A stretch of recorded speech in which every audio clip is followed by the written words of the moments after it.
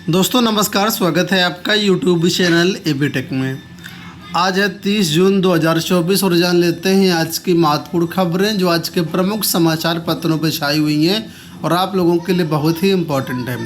आज की जो सबसे बड़ी खबर है मुझे लगता है आप सबके लिए यही होगी, क्योंकि यहाँ पर भारत एक बार फिर से T20 वर्ल्ड कप में विश्व विजेता बना है।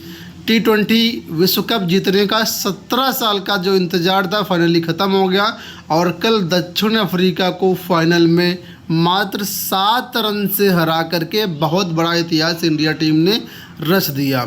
जो लोग क्रिकेट प्रेमी हैं वो इस महत्व को, हिस्टोरिक जीत को बहुत अच्छे से समझते हैं किस तरीके से भारत ने दक्षिण अफ्रीका के चंगुल से मैच को छुड़ा करके अपने पक्ष में किया। और इसी के साथ ही T20 वर्ल्ड कप से मतलब अब रोहित शर्मा और विराट कोहली ने संन्यास भी ले लिया। उन्होंने कहा कि ये हमारा अंतिम मैच था और संन्यास लेने का इससे बेहतर टाइम नहीं हो सकता है। चाहे हम लोग कल की बैटिंग की बात करें या बॉलिंग की बात करें या फील्डिंग की बात करें, तीनों फॉर्मेट में जो है इंडिया टीम ने बेहतरीन प्रदर्शन किया और इस तरीके से 17 साल का जो सूखा था वो कल वर्ल्ड कप में बदल गया। इंडिया टीम के अगर हीरो की बात करें तो सभी पूरी इंडिया टीम के जो बल्लेबाज हैं, बॉलर हैं, ऑलराउंडर हैं, सब हीरो हैं। लेकिन पर्दे के पीछे कुछ लोग हैं जिसमें से राहुल द्रविड़ चीफ कोच और भी कई सारे चेहरे यहाँ पर आपको देखने को मिल जाएं जो मेन भूमिका में रहे। चलिए अब हम लोग बढ़ते हैं आगे, देखते हैं कुछ और न्यूज़। अभी हाल ही में आप लोग जानते होंगे कि योगी की कैबिनेट बैठक में पुराने पेंशन मुद्दे को लेकर के प्रस्ताव पारित हुआ था, तो उसका कल शासनादेश जारी कर दिया गया है। शासनादेश के बारे में आज न्यूज़ के समाचार पत्रों में अभी आया हुआ। यहाँ पर देखिए कि पुरानी पेंशन चुनने का विकल्प 31 अक्टूबर तक मिलेगा। 50,000 कर्मचारी इससे लाभान्वित होंगे। 28 मार्च 2005 से पूर्व प्रकाशित विज्ञापन के आधार पर नौकरी वालों को ये सुविधा मिलेगी। उसी के बारे में अपडेट है कि प्रदेश सरकार ने राज्य कर्मचारियों को पुरानी पेंशन चुनने का विकल्प 31 अक्टूबर 2024 तक दिया है। मंगलवार को कैबिनेट ने 28 मार्च 2005 से पहले प्रकाशित विज्ञापन के आधार पर सरकारी नौकरी पाने वालों को पुरानी पेंशन स्कीम का विकल्प चुनने के अवसर की प्रस्ताव को मंजूर कर लिया था। इससे करीब 50,000 कर्मचारी लाभान्वित होंगे। तो यूपी सरकार ने 28 मार्च 2005 को यह प्रावधान किया था कि 1 अप्रैल 2005 या उसके बाद कार्यभार ग्रहण करने वाले कर्मचारी को एनपीएस के दायरे में रखा जाएगा। यह प्रावधान राज्य सरकार के कार्मिक शासन के नियंत्रण वाली स्वायत्तशासी संस्थाओं और शासन से सहायता प्राप्त शिक्षण कर्मचारियों के कर्मियों व शिक्षकों पर लागू किया गया था। तमाम में से शिक्षक और कार्मिक जिनकी नियुक्ति 1 अप्रैल 2005 को या उसके बाद हुई, लेकिन उस नौकरी का विज्ञापन 28 मार्च 2005 से पहले निकला था। ये कर्मी लंबे समय से पुरानी पेंशन की मांग कर रहे थे। केंद्र सरकार इस तरह कर्मियों को पहले ही ये सुविधा दे चुकी थी। उत्तर प्रदेश में फिलहाल ये चीज़ें लागू नहीं हुई थी, तो अब ये इसका भी शासनादेश कल जारी कर दिया गया है। लोक सेवा आयोग की भर्तियों में आरक्षण सही से लागू ना होने को लेकर के अनुप्रिया पटेल ने एक पत्र लिखा था, जिस पर यहाँ पर देखिए आज अपडेट आया है कि अनुप्रिया को 2 टूक भर्तियों में आरक्षण का पालन। लिखा हुआ है कि प्रदेश सरकार ने शनिवार को केंद्रीय मंत्री और अपना दल सोनेलाल की राष्ट्रीय अध्यक्ष अनुप्रिया पटेल के भर्तियों में ओबीसी, एससी और एसटी के आरक्षण संबंधी मुख्यमंत्री योगी आदित्यनाथ को लिखे पत्र का जवाब भेज दिया है। नियुक्ति एवं कार्मिक विभाग के अपर मुख्य सचिव डॉक्टर देवेश चतुर्वेदी की ओर से अनुप्रिया को भेजे गए पत्र में स्पष्ट तौर पर बताया गया है कि आरक्षित वर्ग के पदों को किसी भी सूरत में दूसरे वर्गों से नहीं भरा जा सकता है। पत्र में उत्तर प्रदेश लोक सेवा आयोग, उत्तर प्रदेश अधीनस्थ सेवा चयन आयोग और उच्च शिक्षा विभाग के नियमों का हवाला दिया गया है।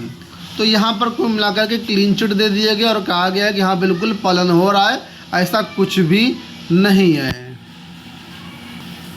अनुप्रिया पटेल ने क्या कहा था उसको आप समझ लीजिए।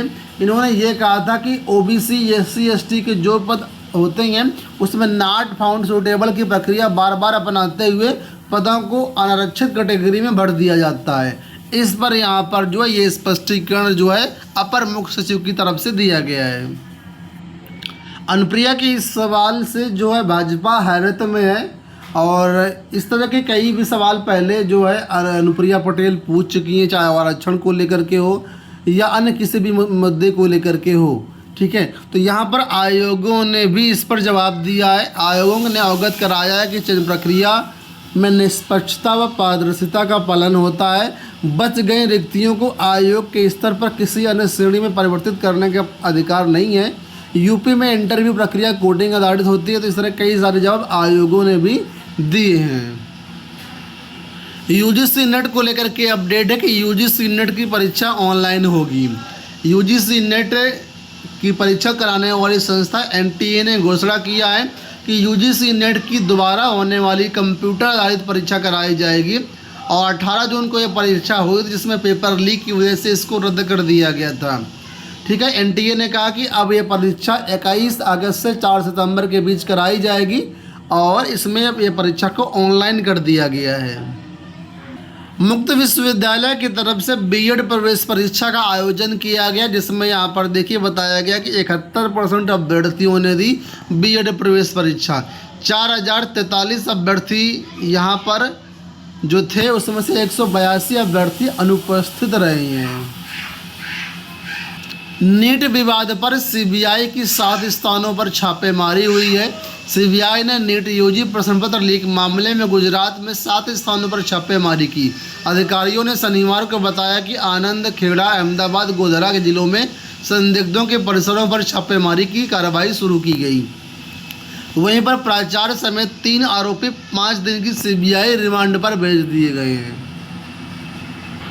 आप लोग जानते हो कि पेपर लीक मामले को लेकर के धांधली के मामले में जो जौनपुर से विधायक हैं बेदी राम, ये भी आजकल सोशल मीडिया में खूब चर्चा है। सुभाषपा के विधायक हैं जिन पर आरोप है कि बहुत सारी भर्तियों में उन्होंने पेपर लीक करवाया। इनके कुछ वीडियो भी वायरल हैं जहाँ पर कहा जा रहा है कि अपना एडमिट कार्ड निकाल के लाइए, नौकरी आपकी पक्की। तो इस पर देखिए आज समाचार पत्रों में छपा हुआ है कि जौनपुर में हिस्ट्री सीटर हैं विधायक बेदी राम।